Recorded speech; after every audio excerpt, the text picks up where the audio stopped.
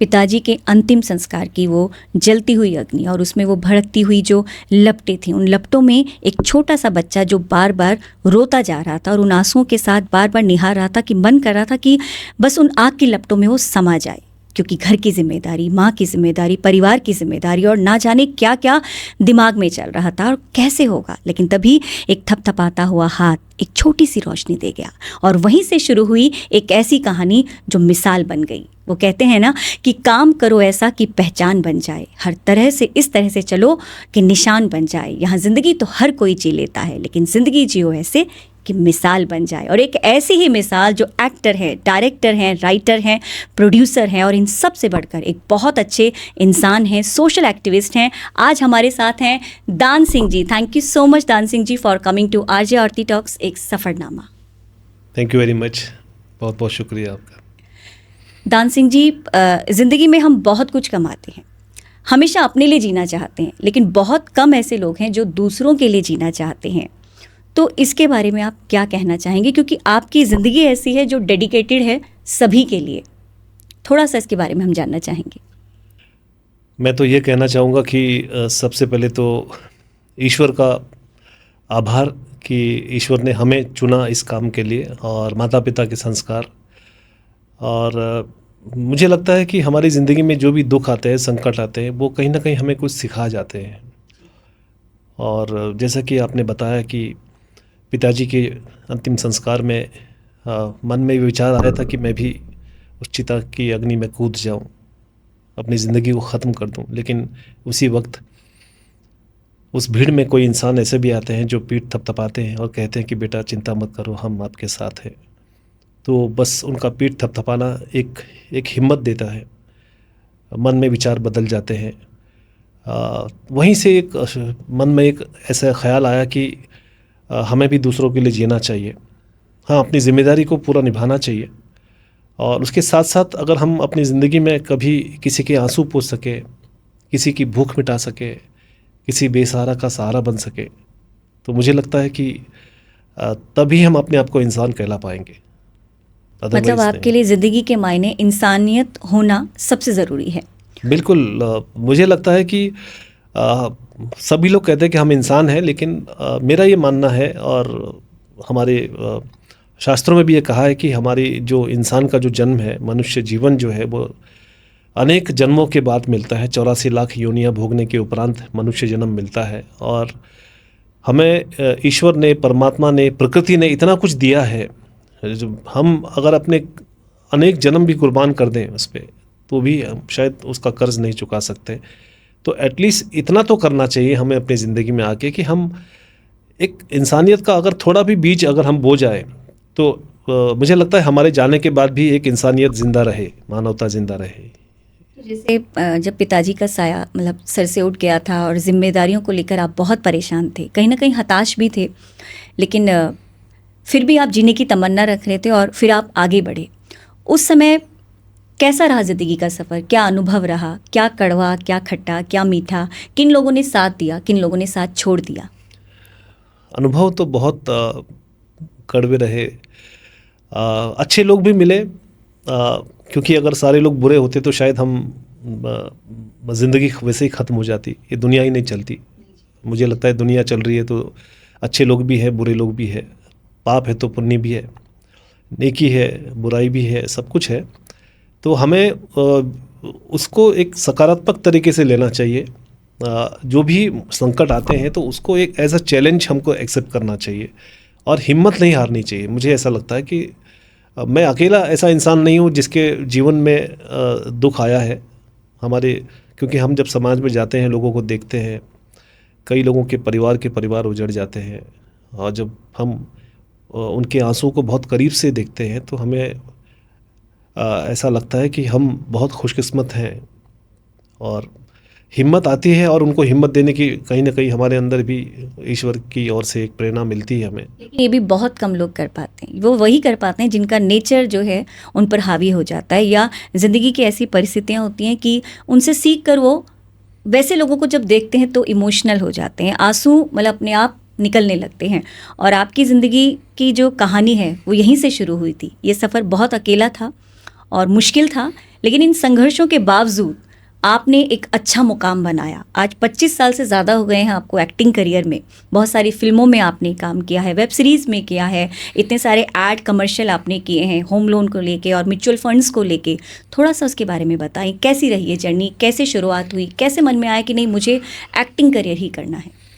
Acting का शौक़ तो बचपन से ही था। जब हम छोटे थे करीबन 8-10 साल के, तो उस वक्त हमारे वहाँ पे एक रामलीला हुआ करती थी और हम जब छोटे थे तो 4-5 किलोमीटर की दूरी में हम जाते थे रामलीला देखने के लिए। तो जब मंच पे जब कलाकारों को हम देखते थे तो मेरे मन में एक इच्छा पैदा होती थी कि काश मुझे भी कोई छोटा मोटा रोल मिल जाए, एक ऐसा रोल मिल जाए जो यहाँ से दौड़ के वहाँ जाना है, वहाँ से यहाँ आना है, तो भी एक संतुष्टि मिल जाती। लेकिन उस वक्त इतना कुछ वो था नहीं, अपॉर्चुनिटी नहीं थी। और जिस स्कूल में मैं पढ़ा वहाँ पे इस तरह की कल्चरल एक्टिविटीज़ बिल्कुल भी नहीं थी। वहाँ भी ये सब नहीं था। लेकिन वो एक अंदर एक इच्छा, एक भूख, एक प्यास एक्टर बनने की वो बचपन से थी। बाद में जब कॉलेज के दिनों में हमारा एक फ्रेंड सर्कल रहा, उसमें से एक म्यूजिशियन था, एक राइटर था, तो हम लोगों ने एक खुद अपना एक प्ले ग्रुप बनाया, एक नाटक हमने किया। और उस वक्त मेरे पिताजी जिंदा थे और उनको भी मैंने इनवाइट किया था, आप आइए, लेकिन वो थोड़ा अस्वस्थ थे इसलिए वो नहीं आ पाए। लेकिन उन्होंने बोला कि मेरा आशीर्वाद आपके साथ है। तो इस तरह से हमने शुरुआत की और करते करते बस यात्रा शुरू हुई। लेकिन इस यात्रा में आपने बहुत सारी नामी फिल्मों में बहुत अच्छे रोल प्ले किए हैं, थोड़ा सा उनके बारे में बताएं। MS धोनी में मैं एक कोच का कैरेक्टर मैंने प्ले किया है, जहाँ पे सुशांत सिंह जो धोनी जो क्रिकेट खेलते हैं स्टेडियम में, तो रेलवे की तरफ से जब वो स्ट्रिक्ट कोच था उसमें जो उनके तो थे, थोड़ा सा नेगेटिव था, मतलब हम लोग मजाक उड़ाते हैं उसका। और मिशन मंगल में अपोजिशन लीडर था मैं, जो अक्षय कुमार और वो लोग जब एक्सपेरिमेंट करते हैं जो फेल हो जाता है, तो उसके अगेंस्ट में मैं बातें करता हूँ कि भाई सरकार को इस्तीफा दे देना चाहिए। और फर्स्ट गए ओबामा में विशंबर का कैरेक्टर किया था, संजय मिश्रा जी हैं और बाकी रजत कपूर जी हैं। और उसके अलावा कुछ और फिल्में की हैं मैंने। बहुत सारी वेब सीरीज में किए हैं, टीवी सीरियल 100 से ज़्यादा आप सीरियल्स कर चुके हैं, उनमें भी बहुत यादगार आपके कैरेक्टर रोल रहे हैं। तो इस पूरे सफ़र में कोई ऐसा किरदार जो आपके दिल के बहुत करीब था? मैंने एक डॉक्यूमेंट्री की थी जो 26/11 मुंबई बम ब्लास्ट पे हुई थी, जिसमें जॉइंट पुलिस कमिश्नर राकेश मारी का कैरेक्टर मुझे दिया गया था। डायरेक्टर थे आशीष शुक्ला जी। तो उन्होंने कहा कि सर आपसे बड़ी उम्मीद है मुझे, क्योंकि मेन कैरेक्टर है आपका, तो आपको उनकी बॉडी लैंग्वेज और सारी चीज़ें आपको, हमें एक्टिंग नहीं चाहिए। तो मैंने कहा कि मैं एक्टिंग तो करता ही नहीं, मुझे एक्टिंग क्योंकि आती नहीं है। तो मैंने राकेश मारिया जी का वीडियो भी देखा नहीं था, तो मैंने जस्ट उनको पूछा कि मुझे ब्रीफिंग बताइए। तो देन उन्होंने थोड़े से ब्रीफ वगैरह बताए, तो मैंने खुद अपने चीज़ों में दिमाग में एक लिया कि एक commissioner, joint police commissioner of Mumbai, जब उनको खबर मिलती है कि इस तरह का ब्लास्ट हो गया, तो उनका मतलब क्या कंडीशन उनकी होनी चाहिए। तो मैंने वो चीज़ अपने दिमाग में, अपने जहन में बिठा ली, उसमें अपने आप को भूल गया। उस वक्त मैं साइकोलॉजिकली मैं जॉइंट कमिश्नर बन गया। और जितने भी हमारे स्टार कास्ट थे, करीबन 100-150 जूनियर आर्टिस्ट थे, कंट्रोल रूम का सीन था, उनको मैंने बुलाया और उनको मैंने बताया, मैंने बोला कि आप लोग अभी एक पुलिस डिपार्टमेंट के लोग हो, मैं आपका सीनियर हूँ, हम लोग एक्टर नहीं है और यहाँ शूटिंग नहीं हो रही है, यहाँ पे वो सब चीज़ें मैंने उनको एहसास कराई, नेचुरल करने की कोशिश करेंगे हम लोग। तो उन्होंने बोला ओके सर। तो जैसे ही शॉट शुरू हुआ तो वो सारी एक्टिविटी जैसे मैंने बताई थी वैसे करने लगे। उन लोग फ़ोन उठा रहे हैं, वहाँ से बात कर रहे हैं, और जो अर्जेंसी जो होनी चाहिए थी वो सारी चीज़ें आई। फिर मेरी एंट्री हुई तो वो लोग अलर्ट हो गए। देन फिर मैंने मोन्टाज शॉट था तो सारी चीज़ें हुई और डायरेक्टर हैरान हो गए कि ये सब इतना अच्छा कैसे हो रहा है ऑन स्पॉट। मतलब आपने हाँ। पूरा मतलब ट्रेनिंग ही हो गया उनकी तो पूरी। आशीष जी ने सब के लिए क्लैपिंग करी, बोले खास करके जूनियर आर्टिस्ट लोगों के लिए ताली बजाइए आप लोग। तो ताली बजाई तो उसमें से एक आदमी ने बोला कि सर हमारे लिए मत बजाइए, इन सर के लिए बजाए, क्योंकि इन्होंने हमें गाइड किया था और हमें ऐसा लग रहा है कि हमारी ज़िंदगी में पहली बार हमने ईमानदारी से काम किया है। अदरवाइज़ हम लोग सीन करते हैं, कभी डेथ सीन है तो वहाँ भी मजाक करते हैं, सीरियसली नहीं लेते। तो पहली बार हमें लगा कि हम मेहनत का जो है, हम जो आज कमा रहे हैं वो ईमानदारी और मेहनत का कमा रहे हैं। तो वो एक मुझे बड़ा अच्छा लगा। डायरेक्टर ने बहुत मतलब ऑन स्पॉट ऐसा कुछ आपने किया जिससे आपने एक्टिंग तो की, मतलब बाकी लोगों को भी गाइड किया। हाँ। एक ऐसा ही चीज़ की एक्टिंग क्या है एक्चुअल में, अगर हम ये कहें कि एक्टर जो है उसमें क्या होना सबसे ज़्यादा इम्पोर्टेंट है? सबसे पहले बात तो acting is all about not to do acting.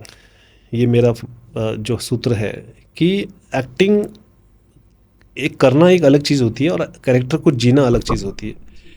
तो सबसे पहले तो हमें कैरेक्टर को समझना चाहिए, हमारा किरदार क्या है और सिचुएशन क्या है, मूड क्या है, हालात क्या है, वो सारी चीज़ों को अपने जहन में बिठा देना चाहिए। और उसमें जब आप परफॉर्म करते हैं अपनी बॉडी, माइंड एंड अपनी आत्मा, अपनी सोल लगा देनी चाहिए, सोल लगाना चाहिए। और मेरा ये मानना है जब तक आप अपनी आत्मा इन्वॉल्व नहीं करते हैं तब तक वो चीज़ें निकल के नहीं आती। और आपका कंसंट्रेशन बिल्कुल सही होना चाहिए। जो डायरेक्टर आपको जो बता रहे हैं वो क्या चाहते हैं आपसे, और जो राइटर ने जो लिखा है वो क्या चाहते हैं आपसे, तो उनको समझना। You have to be a good listener. जब तक आप अच्छी तरह से किसी चीज़ को सुनेंगे नहीं, आप उसको समझ नहीं पाएंगे, और समझ नहीं पाएंगे तो उसको कर नहीं पाएंगे।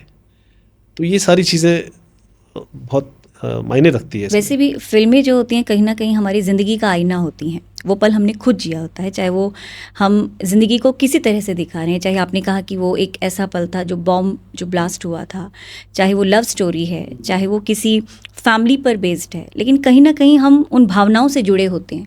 और एक्टिंग एक ऐसी चीज़ है कि जो चीज़ नेचुरली होती है ना, वो चीज़ कहीं ना कहीं आपको जोड़ती है।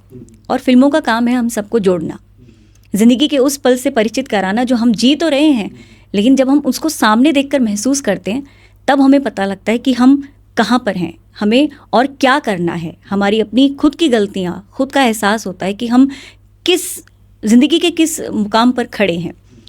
और आपकी बहुत सारी चीज़ें मुझे बहुत अट्रैक्ट करती हैं। ये चीज़ जो आपने कहा, जो सफ़र आपका शुरू हुआ अग्नि की उन लपटों से, पिताजी के उस दुख से, ज़िंदगी के संघर्ष से, समय की मार से, कहीं ना कहीं फाइनेंशियली क्राइसिस भी ज़रूर रहे होंगे, क्योंकि जिस उम्र में आप बहुत छोटे बच्चे थे एक सहारा आपके साथ चला गया था। तो कैसे आपने अपने आप को संभाला कि आप आज एक एक्टिंग कोच भी हैं? मतलब 12 साल से आप इतने अच्छे से बच्चों को सिखा रहे हैं एक्टिंग करना, वो भी रियली, मतलब उस चीज़ को फील करके। जो आपने कहा वो मैंने देखा है कि बच्चों में वो चीज़, बहुत सारे आपने खुद के जो हैं डॉक्यूमेंट्रीज़ बनाई हैं, कुछ कुछ शॉर्ट फिल्म्स हैं आपकी, तो उन सबको देखकर लगता है कि यस, इसके जो एक्टिंग कोच हैं ना, वो सिर्फ एक्टिंग कोच नहीं है, वो एक ऐसे इंसान है जिन्होंने इन पलों को जिया है। अब कोई चीज़ हम जी लेते हैं, ज़िंदगी में इतना कड़वा हमने पी लिया, जहर पी लिया, अब उस जहर को कैसे निकालें? मुझे लगता है वो जहर जो आपके अंदर भरा है ना, वो निकालने का रास्ता ही यही था कि एक्टिंग तो बहुत छोटी चीज़ है, मैं ऐसा बनूंगा कि मैं खुद से आगे बढ़ूंगा। कोच मतलब वो होता है ना, कोच की हम सिखाते हैं, तो आपने सच में ज़िंदगी के असली पहलुओं से उनको आप मिलाते हैं। तो मुझे लगता है एक्टिंग स्कूल नहीं है आपका, ये वो स्कूल है जो आपको इंसानियत से मिलाता है, जो आपको भावनाओं से मिलाता है, जो आपको ज़िंदगी का सही रास्ता दिखाता है। तो अगर आप भी एक्टिंग रखने के लिए बहुत ज़्यादा इच्छुक हैं तो दान सिंह जी की जो एक्टिंग क्लासेस हैं उन्हें ज़रूर ज्वाइन करें, क्योंकि एक्टिंग स्कूल में जहाँ बाकी जगह आप जाते हैं वहाँ सिर्फ आप एक्टिंग सीखते हैं, लेकिन यहाँ आप ज़िंदगी को सीखते हैं। तो ये सफ़र कैसे शुरू हुआ आपका? 2004 में मैंने एक्टिंग में डिप्लोमा हासिल किया। प्रोफेसर रोशन तनेजा जी, जो कि बॉलीवुड के एक्टिंग गुरु माना जाता है, जहाँ से बड़े बड़े दिग्गज एक्टर वहाँ से निकले हैं। तो ये मेरा सौभाग्य रहा कि मुझे उनके साथ कोर्स करने का मौका मिला, बेसिक चीज़ें वहाँ से सीखी। उसके बाद काफ़ी शोज़ वगैरह मैंने किए। 2012 में मेरे पास एक बच्चे का फ़ोन आया, जब मैं ना आना इस देश लाड़ो कर रहा था कलर्स के लिए, तेजपाल चौधरी का कैरेक्टर। तो उस बच्चे ने फ़ोन किया, बोला सर मैं भी एक्टर सीखना चाहता हूँ, आपसे मिलना चाहता हूँ, मैं आपका बहुत बड़ा फ़ैन हो गया हूँ। तो मैंने बोला मैं आज बिज़ी हूँ तो कल फ़ोन करना। दूसरे दिन फिर फ़ोन आ गया उसका, फिर मैंने कहा कि कल फ़ोन करना, मैं आज बिज़ी हूँ। तो फिर उसका फ़ोन आ गया, तो मुझे लगा बार बार फ़ोन आ रहा है तो मिलना चाहिए। तो अगले दिन मेरा ब्रेक था तो मिला। तो मैंने बोला कि मेरे शेड्यूल बिज़ी रहते हैं, शूटिंग रहता है, तो मैं उसने बोला सर जब आपको फ्री है, आप फ्री होंगे तब आप क्लास ले लीजिएगा, और जो भी फ़ीस आप बोलेंगे I will pay it like. तो वहाँ से एक जर्नी शुरुआत हुई, और मैंने हमेशा ये कोशिश की है कि मैं बच्चों को एक एक्टर बनाने से पहले बेहतर इंसान बनाऊँ, क्योंकि मेरा ये मानना है कि humanity is the best religion in this world. अगर आपने सारी दुनिया खुद को हार के सारी दुनिया पाली आपने तो क्या पाया। तो मैं कोशिश करता हूँ कि वो एक बेहतर इंसान बने, और कई लोगों ने, कई पेरेंट्स ने मुझसे कहा भी है कि हमारा बेटा एक्टर बने न बने लेकिन इंसान तो बनेगा। तो मुझे बड़ी खुशी होती है आज भी जब बच्चे मिलते हैं मुझे।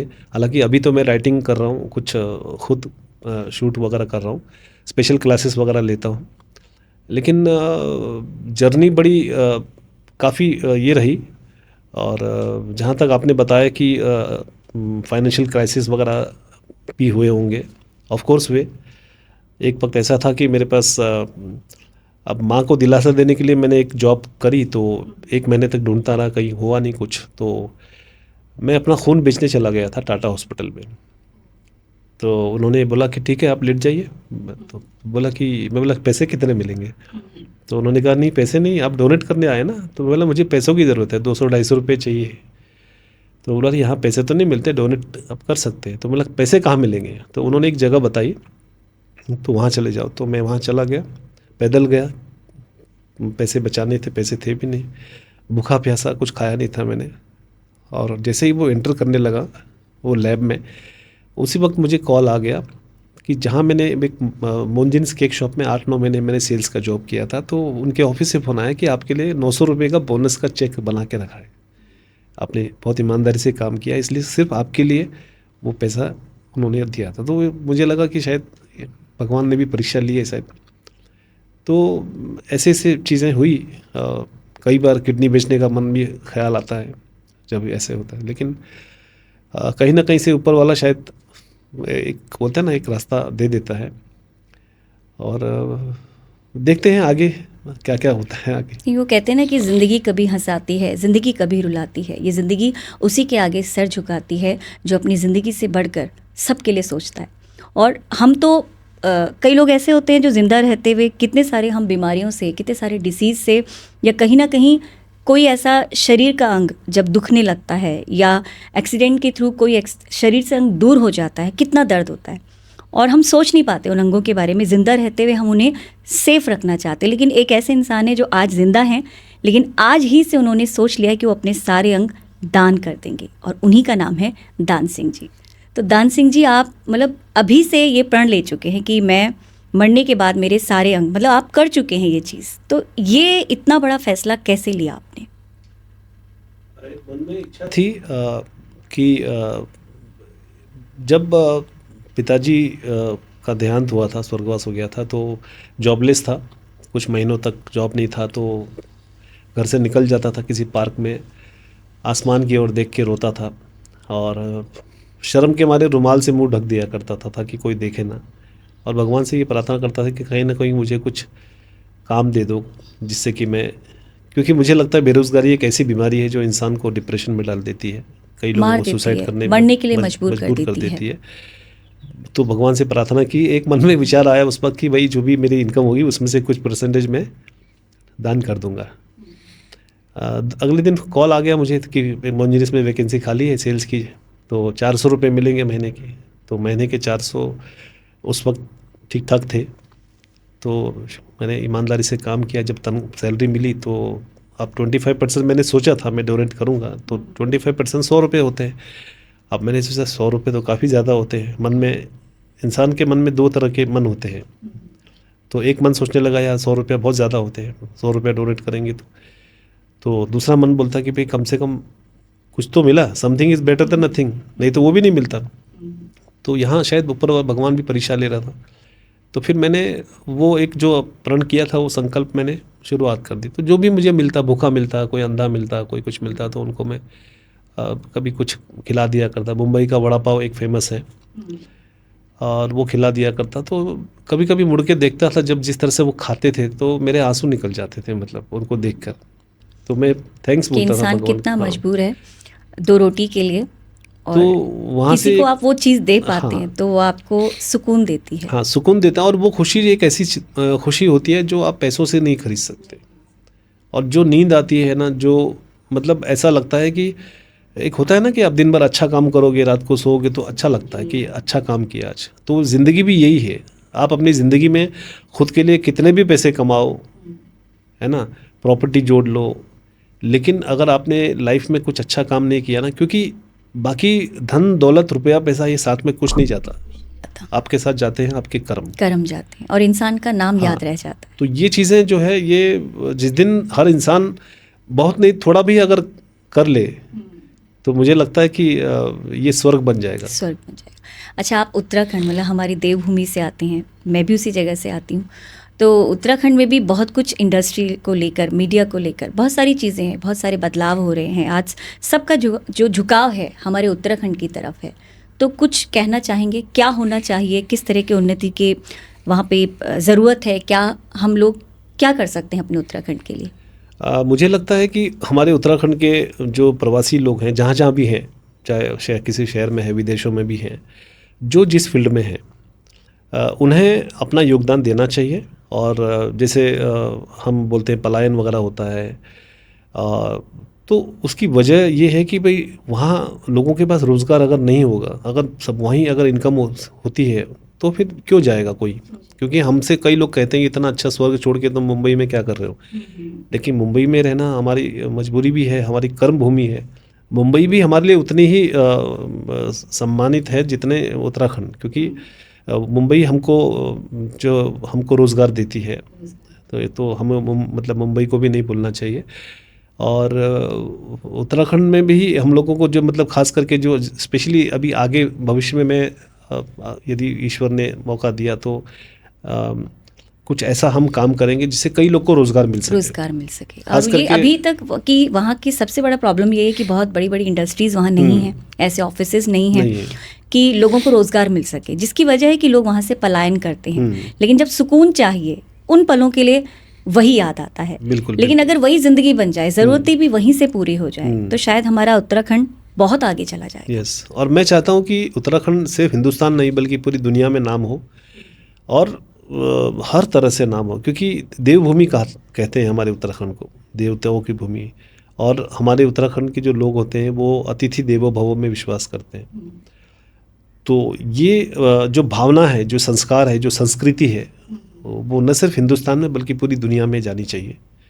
और ये जितना मुझसे हो सकेगा मैं कोशिश करूँगा, मेरा जो जितना भी अनुभव है उसको शेयर करने की। अभी आप ही की इंडस्ट्री से कितने सारे हमारे जो एक्टर हैं, सिंगर्स हैं, जुबिन नौटियाल जी हैं, और बहुत सारे लोग हैं जो मतलब अपने यहाँ बहुत अच्छा काम कर रहे हैं, लेकिन कहीं ना कहीं अब धीरे धीरे उनका जो झुकाव है वो अपने पहाड़ों की तरफ भी हो रहा है। तो इस बात से आप कहाँ तक सहमत हैं? हाँ, पिछली बार एक यहाँ पे एक शो हुआ था जो विकलांग लोगों का शो हुआ था। उसमें पिछली बार हुआ था तो जुबिन और पवनदीप राजन हम साथ में ही थे। अच्छा। तो वो एक अच्छे सिंगर के साथ एक अच्छे इंसान भी है, डाउन टू अर्थ, जिस तरह से उन्होंने बातें की, तो he is a very good human being also.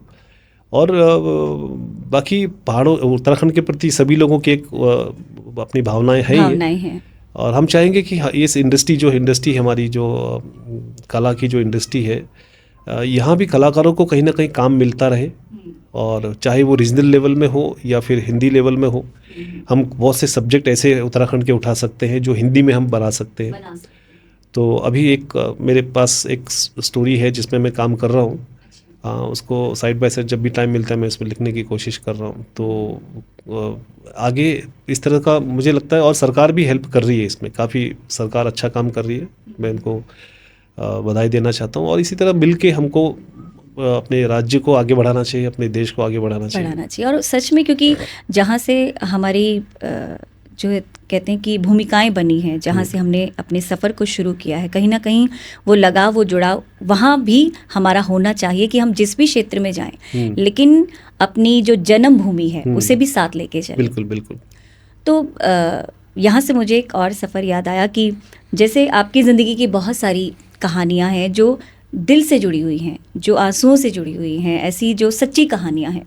कुछ ऐसा आपकी ज़िंदगी में हुआ जो हमेशा आपको याद आता है, और जब भी आप याद करते हैं कहीं ना कहीं आप इमोशनल हो जाते हैं, भावुक हो जाते हैं, और बार बार याद करना चाहते हैं उस पल को। आप ये भी नहीं चाहते कि ज़िंदगी से वो कभी भी आप उस पल को भूल पाएँ। कुछ साल पहले मेरे पास एक एप्लीकेशन आई थी। एक टेहरी गढ़वाल का एक लड़का था, संदीप सिंह बुंदीर, 12 साल का। तो वो केम हॉस्पिटल में हॉस्पिटलाइज एडमिट हो गया था, जिसकी हार्ट की सर्जरी करनी थी और उसे कुछ 2.5 लाख की ज़रूरत थी और टाटा में 4 लाख का उन्होंने कोटेशन दिया था। तो अब गरीब परिवार का लड़का था, तो उनके जो रिश्तेदार थे, करीबी जो थे, उन्होंने थोड़ी बहुत कर करके 50-60 हज़ार रुपये जमा किए। तो मुझे फ़ोन आया कि बोला कि आप एक संस्था, मतलब आप करते हो सोशल, कुछ कर सकते हैं क्या? मैं बोला क्यों नहीं करेंगे, आप मुझे डिटेल बताइए। तो मैंने डिटेल मांगी उनसे, तो मैं खुद गया केम हॉस्पिटल, डॉक्टर से मिला, उनकी पूरी डिटेल निकाले। एक एप्लीकेशन, उसकी माँ गांव में से अपने छोटे छोटे बच्चों को छोड़कर यहाँ आई थी और उसके जो पिताजी हैं, मतलब वो चंडीगढ़ में, उनको पैरालाइज हो गया, तो वो चंडीगढ़ में एडमिट है और यहाँ ये एडमिट है और वहाँ गांव में बच्चे हैं। तो बच्चों का भी एक चिंता तो रहती है, और वो हॉस्पिटल में रहती थी बेचारी, उसको रहने का कोई जगह नहीं थे उसके पास। तो मैं जाता था और डेली कुछ ना कुछ लेके जाता था। तो वो बोलती भेजी, तो उतर भेजी मतलब भाई को, बड़े भाई को बोलते हैं। तो मुझे बोलती भेजी आप कौन हो, कहाँ से हो, मतलब उतने सगे जो रिश्तेदार वो नहीं आते हैं, आप इतने दूर से डेली आ रहे हो। मैं बोला आपने क्या बोला मुझे? बोला भेजी। भेजी का मतलब क्या होता है? भाई। तो उस हिसाब से तो भाई हुआ, तो फिर कौन हो पूछने का मतलब ही नहीं, और ये मेरा भांजा हुआ। तो इस तरह से मैंने कोशिश की और उसके 200 ज़ेरॉक्स बनाए मैंने, 200 उसकी एप्लीकेशन की कॉपी बनाई और मैंने शेयर किया और मैंने लोगों को कांटेक्ट किया। तो उसमें से कुछ लोगों ने बोला कि हमारी मीटिंग होने वाली है हमारे समाज की, तो आप संडे को आ जाइए, वहाँ पे सबके सामने हो जाएगा। तो मैं और मेरे एक दोस्त हैं महेश मेहरा जी, हम साथ में गए। तो हमने एप्लीकेशन रखी, तो कुछ लोगों ने मजाक उड़ाया हमारा कि बोला कि आप कभी दिखते नहीं हो, आज तुमको ज़रूरत पड़ गई इसलिए आ गए आप। तो मैंने कहा कि मैं अपने लिए नहीं आया हूँ, मैं इस बच्चे के लिए आया हूँ और मैं आपसे कुछ मांग नहीं रहा हूँ। मैं ये कह रहा हूँ कि एक सामाजिक होने के नाते ये हमारा कर्तव्य है, हमारी जिम्मेदारी है कि आप उस बच्चे को कुछ, उसको बचा सकते हैं, हमको उसका ऑपरेशन करना बहुत ज़रूरी है, नहीं तो मर जाएगा वो। बोला, फिर एक ने बोला कि ठीक है हम कुछ देंगे। तो एक थे भाई साहब, वो देना चाह रहे थे कुछ, तो उन्होंने मना कर दिया, बोला नहीं ऐसा नहीं दे सकते, हम संस्था में आएगा फिर हम देंगे। तो निराश होकर वापस आना पड़ा। तो मैंने बोला कि छोड़ो। फिर इंडिविजुअली मेरे जो स्टूडेंट्स थे यहाँ वहाँ करके, मैंने इंडिविजुअली, किसी ने 100 दिया, किसी ने 200 दिया, तो 10-11 हज़ार रुपये जमा हुए, वो हमने वहाँ जमा किए। बाद में उस लड़के की डेथ हो गई, वो लड़का मर गया। टाइम पे ऑपरेशन, पैसे जमा करने में 20 दिन लग गए थे। तो उसका मुझे आज भी अफसोस है, और जब भी मुझे वो चीज़ें याद आती है तो मैं बहुत इमोशनल हो जाता हूँ। तो उस वक्त सोशल मीडिया इतना एक्टिव नहीं था। आज तो जो लाख रुपए भी चाहिए तो तुरंत एक दिन में हो जाते हैं। आज हम लोग व्हाट्सएप में इस तरह से आजकल लोग जुड़े हैं, सोशल मीडिया पे हाँ। भी डिमांड करते हैं, कहीं एक्सीडेंट हुआ है, कोई गंभीर बीमारी है, हाँ। तो आज थोड़ा सा चेंज आया है हमारे पूरे सोसाइटी अभी में। हमने एक एनजीओ शुरुआत की, PPS पहाड़ी प्रवासी सोसाइटी के नाम से। उसमें हमारे जितने कमेटी मेंबर्स हैं, हम लोग हर महीने अपनी कमाई में से कुछ पैसा उसमें डालते हैं, और जो भी हमारे पास केस आता है तो हम ग्राउंड लेवल पे उसकी पूरे फाइंड आउट करते हैं। तो एक केस आया था हमारे पास, बागेश्वर उत्तराखंड का, उमेश भंडारी के नाम से। उसको डेंगू हो गया था और एक कैफ़े शॉप में काम करता था। तो उसके मालिक ने उसको हॉस्पिटल में एडमिट कर दिया। डॉक्टर ने ब्लड चेक किया, बोला डेंगू है इसको। अब बोला कि इसको ICU में डाल दिया, वहाँ बिल बढ़ने लगा। तो जो ओनर था उसने हाथ खड़े कर दिए, बोला इससे ज़्यादा मैं नहीं कर सकता, वो हट गया। बाकी उसके प्लेट्स जो है ना डाउन होने लग गए। और उसका भाई जो था छोटा, वो भी कहीं छोटी मोटी जॉब करता था, बड़ा परेशान हो गया वो। और डॉक्टर ने बोल दिया कि भाई 60 हज़ार हो गया, इसका पैसे दे दो और इसको सरकारी अस्पताल में डाल दो, और इसके बचने की चांसेस नहीं है, इसकी फैमिली को बुला लो। ये डॉक्टर ने उनको बोल दिया। अब वो सारे उनके दिमाग में ही बैठ गया कि ये अब बचेगा नहीं, डॉक्टर ने बोल दिया। फिर वो सरकार, चलो आखिरी कोशिश करते हैं। हाँ, जब एम्बुलेंस में लेके जा रहे थे तो उन्होंने ये सोचा कि अब ये बचने वाला तो है नहीं, तो क्यों ना आखिरी बार, उसने बोला कि मेरी फैमिली को एक बार बात करा दो। तो उन्होंने वीडियो कॉल किया, और वीडियो कॉल में उसकी वाइफ वहाँ पे रो रही है, ये भी रो रहा है, उसकी छोटी सी बच्ची थी 2 साल की। तो ये बोला कि आखिरी बार ज़रा दिखा दो बच्ची को। उसने अपनी वाइफ को बोला इसका ख्याल रखना। तो सोच लो कि वो सीन कैसा रहा होगा उनका।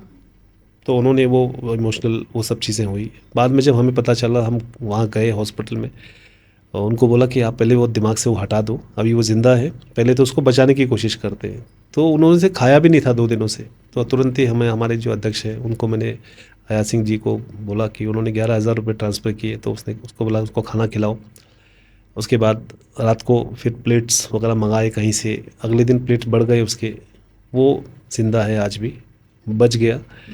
और उसका भाई जो था वो आज हमारे साथ सोशल में जुड़ गया, मतलब तो हम तो एक निमित्त मात्र हैं, हमने कुछ नहीं किया, ये सब ईश्वर ने हमें एक जरिया हम बने बस। ईश्वर को मनाते हैं हाँ, हमारी मनोकामना तो पूरी हाँ, हो या हमें कोई दुख ना हो, लेकिन Yes. कहीं ना कहीं ईश्वर तो नहीं आते, लेकिन उनके यहाँ जो जरिया बनते हैं वो इंसान ही बनते हैं, बस, जो बस। इंसान के रूप में अपने जैसे इंसानों की फीलिंग्स को समझते हैं, उनके दुख को दूर करने के लिए अपने मन से जुड़ जाते हैं। यहाँ तक कि आप तो खुद भी फाइनेंशियली क्राइसिस इतना झेल रहे थे, ज़िंदगी के संघर्षों में थे, और तब भी आप इतना मतलब लोगों को जोड़ते गए, लोगों से जुड़ते गए, लोगों की सहायता करते गए, और कोई एनजीओ भी नहीं था उस समय, तो आप अपने आप से करते हैं। और आज भी बहुत सारे काम ऐसे हैं जो आप अपने दिल से करना चाहते हैं, क्योंकि आपने शायद उस पल को जिया है, उस संघर्ष को जिया है जो आज भी आपके अंदर है, और वही उन लोगों की सहायता करने पे कहीं ना कहीं आपको सुकून दे जाता है। तो ये बिल्कुल। बहुत बड़ी बात है। मुझे इसी बात से जब मैं आपसे बात करी तो मेरे पापा भी शायद ऐसे ही थे,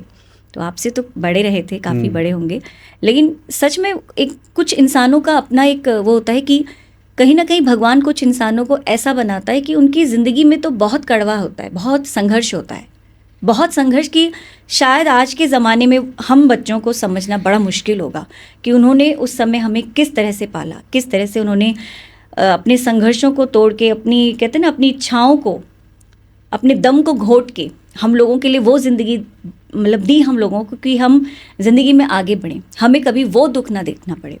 और कहीं ना कहीं आपका भी ऐसा ही था।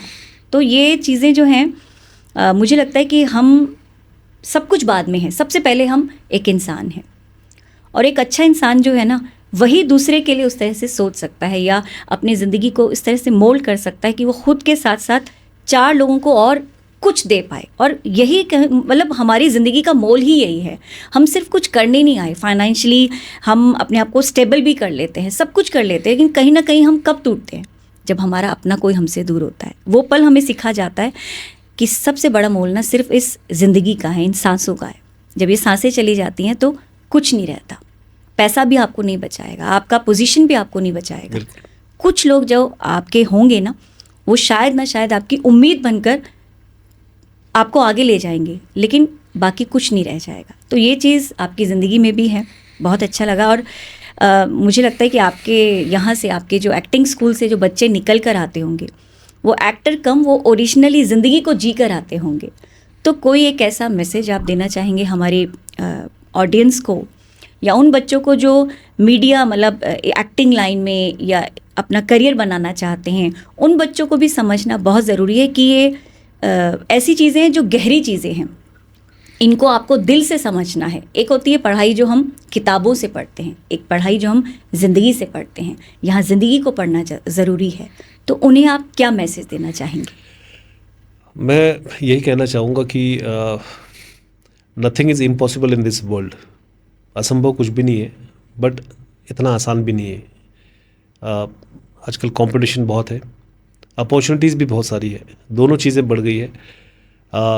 लेकिन जो सिर्फ सपने देख के आते हैं कि भाई दूसरों को देख कर आते हैं और आके फिर मेहनत नहीं करते हैं, बाद में फिर बोलते हैं ये लाइन ठीक नहीं है। देखो, कोई भी लाइन जो है ना अच्छी बुरी नहीं होती है। हर फील्ड में अच्छे लोग भी होते हैं, बुरे लोग भी होते हैं। और जब तक आपके अंदर से एक होता है ना कि एक होता है सिर्फ बाहरी एक इंटरेस्ट, एक होता है अंदर से भूख। जब तक अंदर से भूख नहीं हो तब तक किसी चीज़ में नहीं जाना चाहिए। या कई लोग सोचते हैं हम पैसा कमाने का, तो वो सब सेकेंडरी चीज़ है। पहली बात तो आपको उस काबिल बनना है, अपने आप को प्रूव करना है, ताकि आपके पास काम खुद चल के आए। अच्छे कलाकारों की ज़रूरत तो आज भी है ना। कोई भी प्रोड्यूसर अगर फिल्म बनाता है, डायरेक्टर फिल्म बनाता है, वो चाहेगा कि मैं अच्छे एक्टर को लूँ जो अच्छी एक्टिंग कर सके, अच्छे डायलॉग बोल सके, अच्छा परफॉर्म कर सके, है ना, उनके प्रोजेक्ट को हिट कर सके, चला सके, 2 पैसा कमा सके। तो एक तो हमें उस लायक बनना है, उस लेवल पर बनना। चाहे आप थिएटर से आओ, चाहे वो NSD से आओ, कहीं से भी आओ, लेकिन ये है कि आप कितने डेडिकेटेड हो, आप कितने सिंसियर हो, कितने पंक्चुअल हो, ये सारी चीज़ें बहुत मायने रखती है। आज ऑडिशन की बात करते हैं, लोग ऑडिशन देने चले जाते हैं बड़े बड़े क्लासेस में, जहाँ लाखों रुपए फीस ली जाती है, और उसके बाद भी आते हैं, कई बार ऑडिशन नहीं दे पाते। ऑडिशन को ऑडिशन बोलते हैं। हाँ, शादी को शादी बोलते हैं। प्रोनाउंसिएशन। हाँ, तो बहुत सी चीज़ें जो है वो बहुत मायने रखती है। तो पहली बात तो खुद को तैयार करना है। जो एनर्जी यहाँ वहाँ भटकने में लगाते हैं, जो लोगों को पैसा देने में लगाते हैं या गलत लोगों के साथ चले जाते हैं इस वो अपनी लालच में लर्निंग में लगाना चाहिए हाँ, उन्हें। वो अपने आप में मेहनत करनी चाहिए, अपने आप को इम्प्रूव करने की कोशिश करनी चाहिए। आपका खुद का एक प्रोडक्शन हाउस है और बहुत सारी फिल्में आपने की हैं, शॉर्ट फिल्म्स, डॉक्यूमेंट्रीज की हैं, बहुत सारे अवार्ड भी मिले हैं। थोड़ा सा उसके बारे में हमें बताएं। एक प्रोडक्शन है मेरा, DSR फिल्म्स एंड एंटरटेनमेंट के नाम से मैंने शुरुआत की थी उसकी। मकसद ये था कि जो मेरे स्टूडेंट्स हुआ करते थे तो उनको बेसिक ट्रेनिंग और एडवांस ट्रेनिंग के बाद में एक प्रैक्टिकल उनको नॉलेज मिले, एक्सपीरियंस मिले, तो उनके लिए मैं कहानी लिखा करता था। फिर उसके बाद हम लोग शूट करते थे ताकि एक उनका प्रोफाइल भी बन जाए और उनको एक कैमरा कैसे फेस करना है, मेकअप कैसे करना है और शूटिंग में क्या क्या एक्टिविटीज़ होती है। और उनको हमेशा ये सिखाया कि जो स्पॉट बॉय होता है उसको भी रिस्पेक्ट करें, आप मेकअप आर्टिस्ट को भी रिस्पेक्ट करें, क्योंकि गिव रिस्पेक्ट गेट रिस्पेक्ट। तो बहुत सी चीज़ें उनको एक वो भी प्रैक्टिकल सेशन समझ लो उसको। तो 8-10 शॉर्ट फिल्में बनाई मैंने, लेकिन फेस्टिवल में डालने का कभी ख्याल नहीं आया मुझे। तो अभी हाल ही में हमने मेरे एक स्टूडेंट हैं भूषण कश्यपी जी, जो अराउंड 65 प्लस उनकी एज है।